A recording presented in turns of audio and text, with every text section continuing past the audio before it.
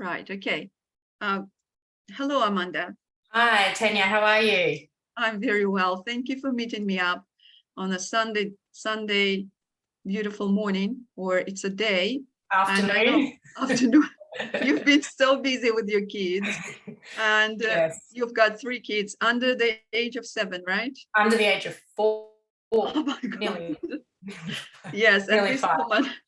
this woman is raising her family and running a business. So thank you so much for finding time and My making. pleasure, Tanya. I love being here. Oh, that's good. And thank you too for meeting me at such short notice. Oh, that's all good. So we're in a very short time, Mm-hmm. and we'll stay here for about 20-30 minutes, see how it goes.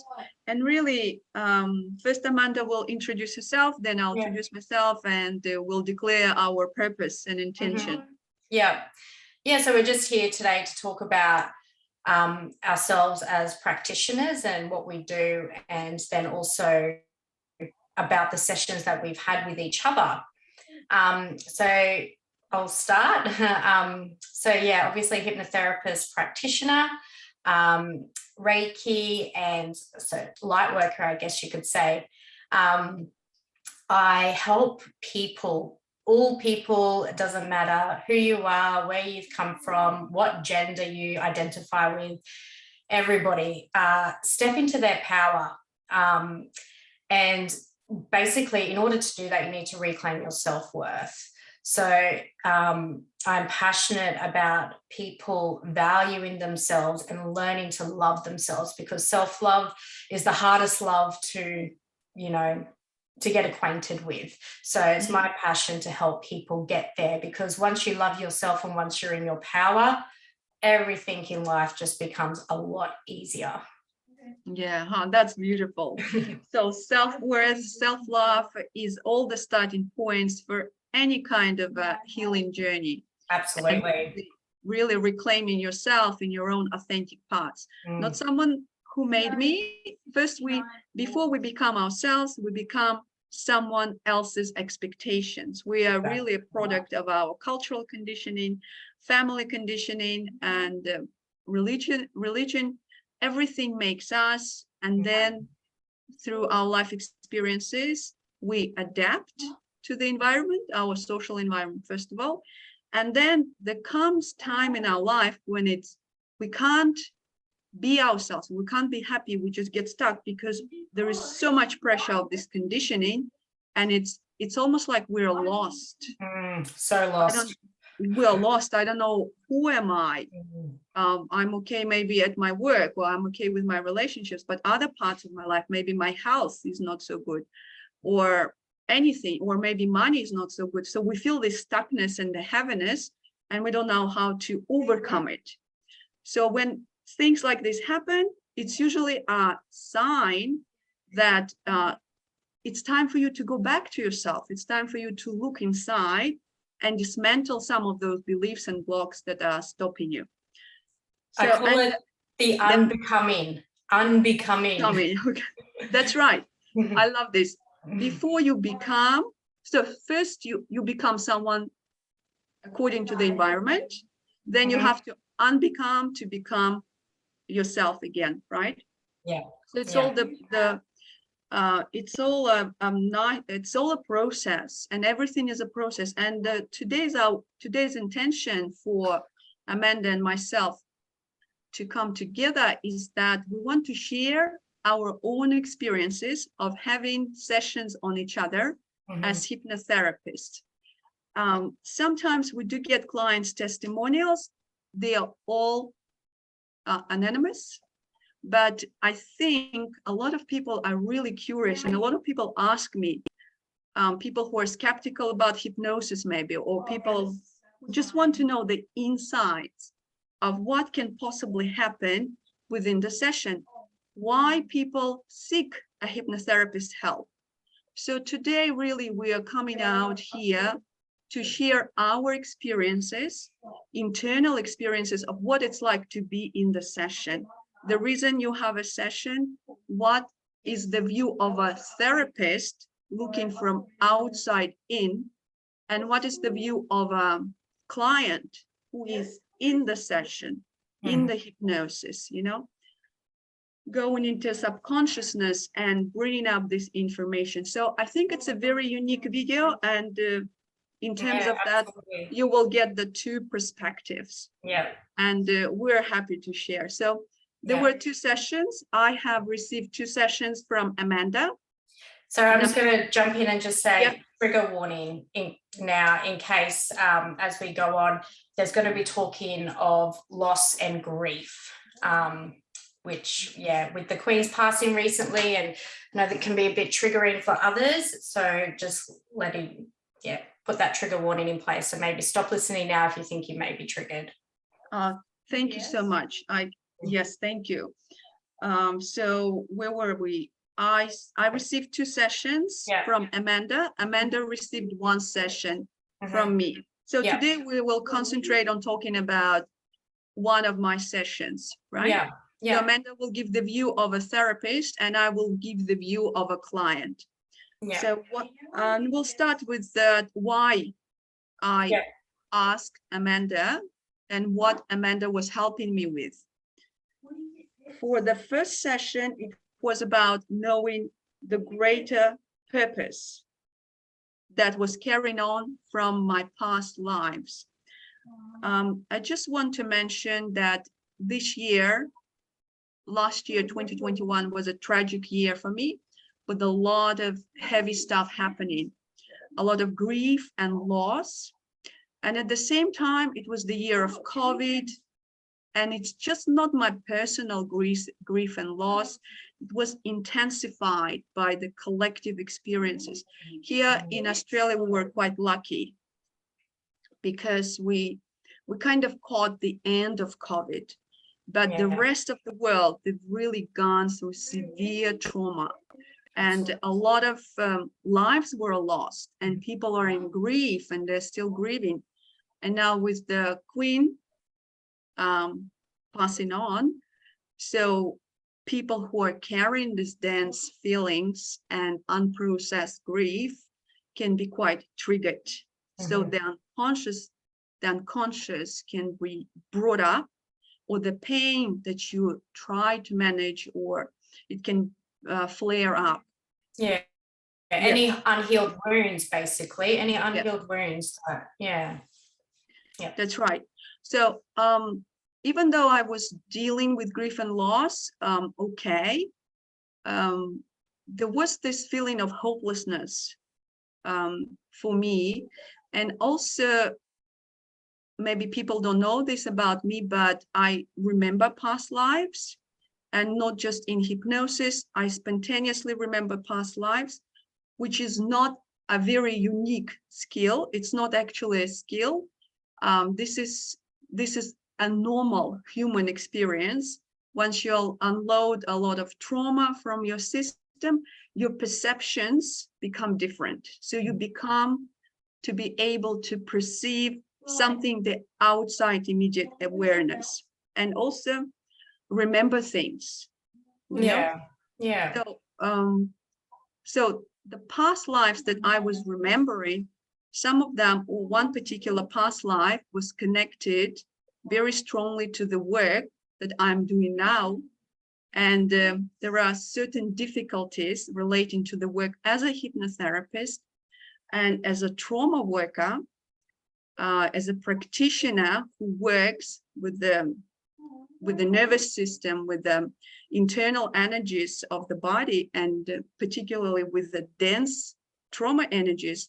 So even though I was progressing very well in my work, helping a lot of people, I was getting stuck in terms of what's the point? We do all this work, people die, and I remember the grief, not just the grief from this life, but what surprised me or what shocked me more, the grief from the past life, where I spontaneously started remembering my wife from the past life, and the feeling and of your son as well. That was kind of blurry. I think it came up in the session, but before the session, it's the wife whose grief, who I was grieving her again. And when that happened, and I thought, hold on, I lost her so many lives before in that life, right? And now, why is it resurfacing? Why is it, yes, I lost people here in this life. Why is that grief so fresh? Yeah. What is happening? What is happening? So that's when I looked up Amanda, and I asked her to help me with that. Yeah. Because there's no reason when something comes up just for no reason, just to torture us. That's because there's something that wants to speak with us. Yeah. So that's the little bit of preview. Yeah. How do we take it from here? Yes. Do you want to share your? Yeah, I can talk about experience? the scenes that came up. So in hypnotherapy, once the client is in hypnosis and we can access the subconscious mind, we go back to scenes that are all to do with, you know, the problem that we're experiencing. And I'd just like to also let you know that I didn't know that Tanya was connected to all this grief and loss prior to the session. When Tanya came to me, when you came to me for the session, it was all, it was about, you knew that you had something from a past life that needed to be healed, and that it's to do with your work that you're doing in this lifetime. So that's, it was to identify what the purpose of this lifetime was. And then, yeah, so within the scenes, you went back to the time when Tanya was working in her tribe. She was like the healer of the tribe, and it was her responsibility to heal, like as the medicine man. You were a medicine man, and you were to heal the whole tribe and keep them well. But then people started dying, including your wife and your son.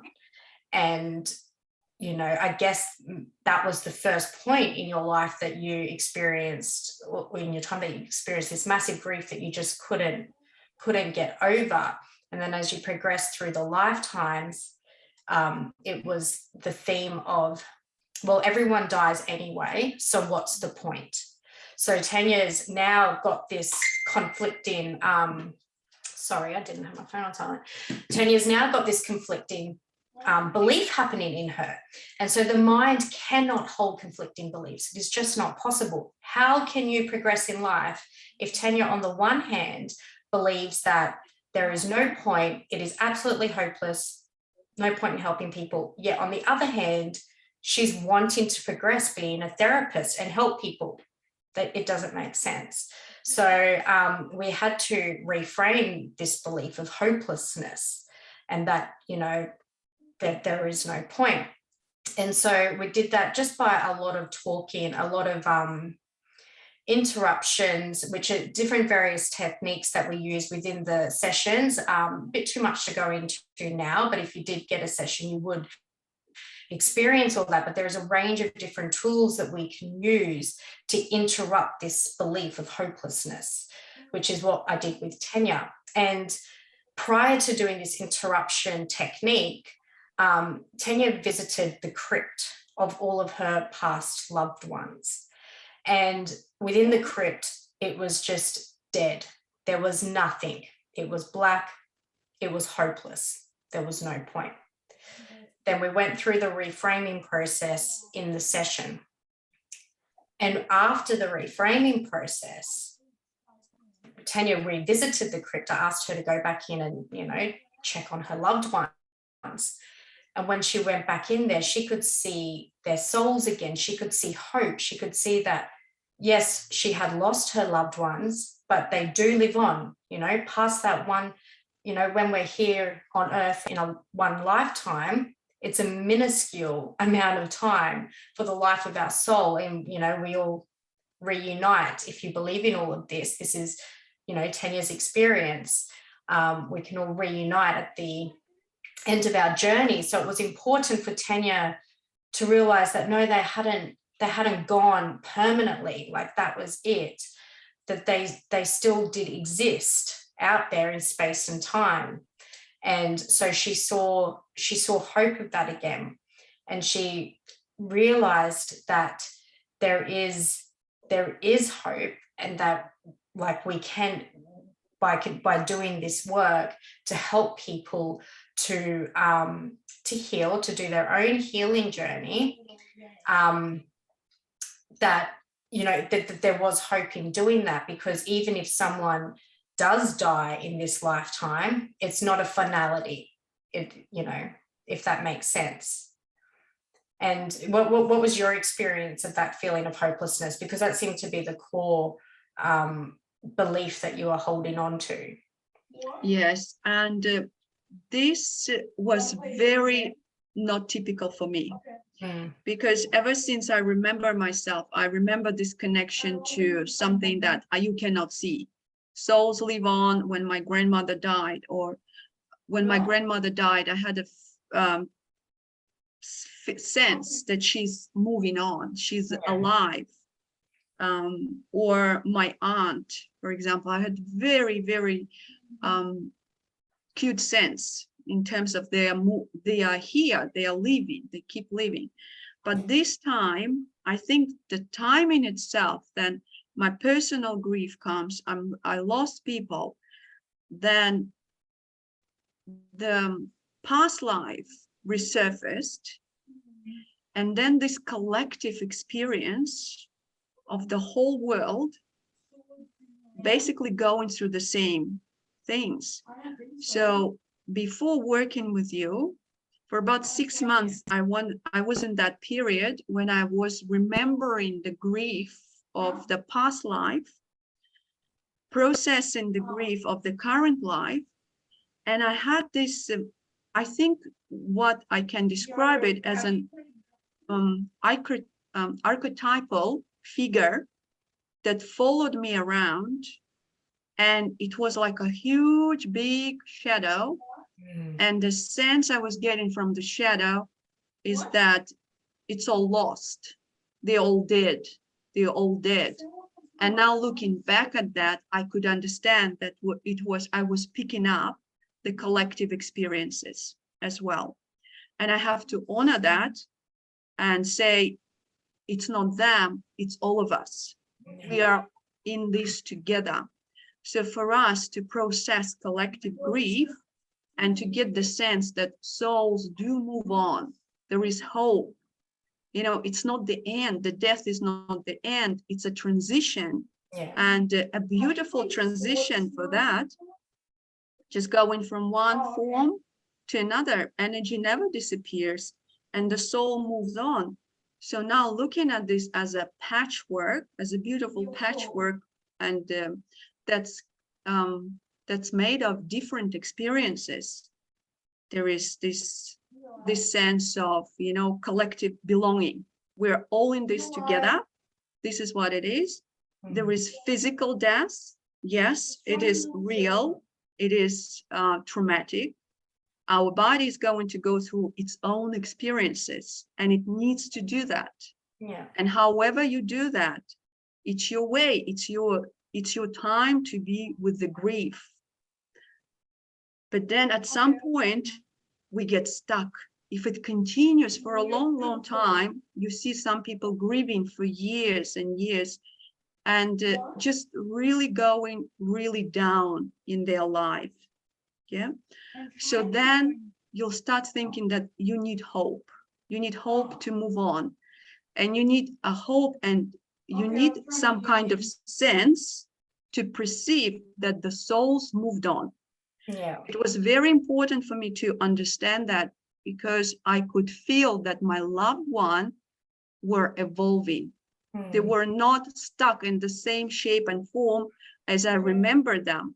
And the hypnosis just confirmed that again. We get stuck. We're the one who gets stuck in the physical shape and form, getting stuck in the biological processing of grief.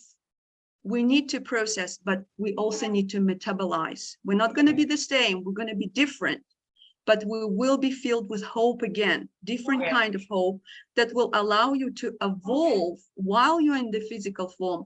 You allow your loved ones to keep their journey, keep on their journey, evolving in a different shape and form.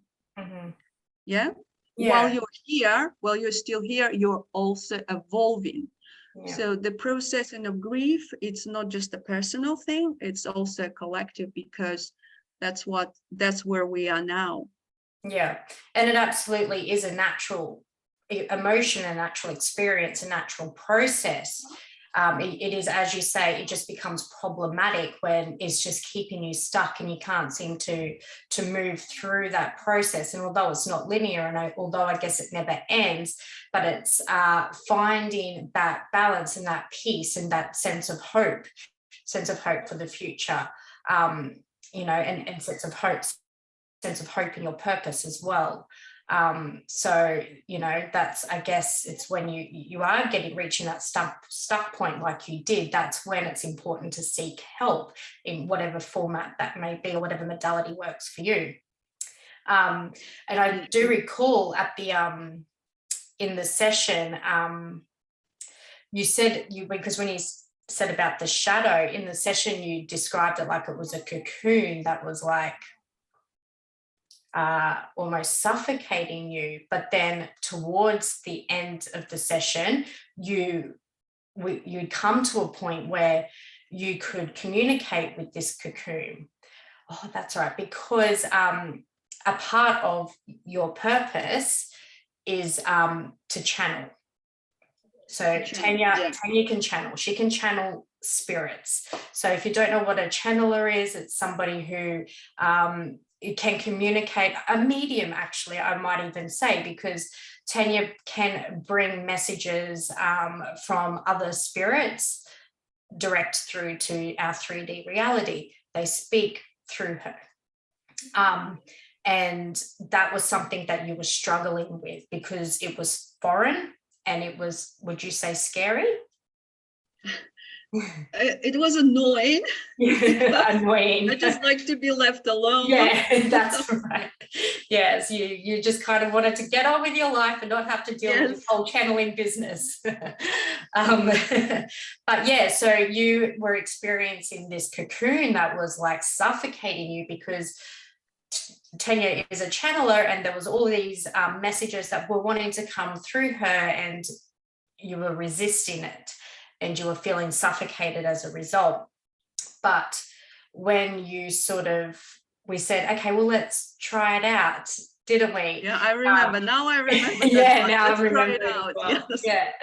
Yeah. So we're like, okay, so let's try it out, invite some of these messages through. But what was really important was that Tanya set her boundaries. It's like, yes, I might be a channeler, and yes, my higher self who, you know, in spirit world or source world might be connected and bringing all these messages through. I'm still Tanya.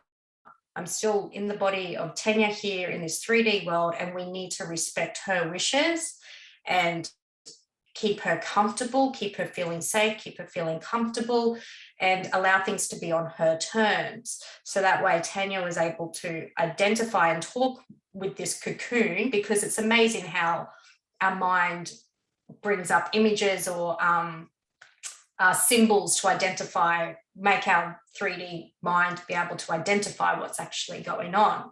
Mm-hmm. And yeah, so you were able to then communicate with the cocoon as to be like, yeah, I'm happy to do this now. And when I say stop, it stops, etc. And then so Tanya was able to feel a loosening of the cocoon, like a relief from that. Do you remember all that? And did the shadow leave after the sessions? The shadow was not something that was following me or bugging me. It was the knowing of this is what it is. This is what is happening in the world. It's like picking up the signal of the current transmission. That's what's around the world. That's how things are. But the thing what you mentioned now, the boundaries, it was more of you helping and negotiating with whatever was present during that time and space, was bringing the awareness of my own awareness as a human being who is this age, who lives in this place, who does these things, bringing my awareness to the fact that I do have power. I am the source of power. I am its person. It's my personal decision, my personal choice. And the big shift for me is that I don't have to be annoyed about my own talents or my own capabilities. And at the same time, I don't have to hide from them. It is what it is. If I can work with trauma and be fascinated by dense energies and wanting to communicate with them, just like a child, I feel myself like a child. It's so cool. Let's go there. Let's talk to this. What's happening there? Yeah. So why am I so negligent of the other part of me, of the other side of me? So that gave me that brought a lot of sense of peace and awareness and understanding of my own power. So it's really basically putting it all together like a big puzzle. So not any part of you is unbalanced. So the more you're aligned, the more you're balanced, the more you're harmonized, is you can't hide from a part of you that is active, that is working, that probably learned over many, many centuries or over many lives. It has this code of knowledge that wants to unpack. It's like fighting against yourself. So that was creating those boundaries, because we're in 3D world, as Amanda likes to say, creating the boundaries and framing. This is okay. This is my new map now. This is my new map. It's not outdated anymore. Okay, I sort of caught up. I updated it. Let's move on. What's next? Okay. So that's really what we're doing as hypno practitioners, is that whatever is not working, let's update it. Let's understand why it was working, why it was created, what is it doing now, why is it still working, and how it is a burden now, which was never intentionally its function. It was created to help you survive, but now it becomes a burden because it's outdated. Holding you back.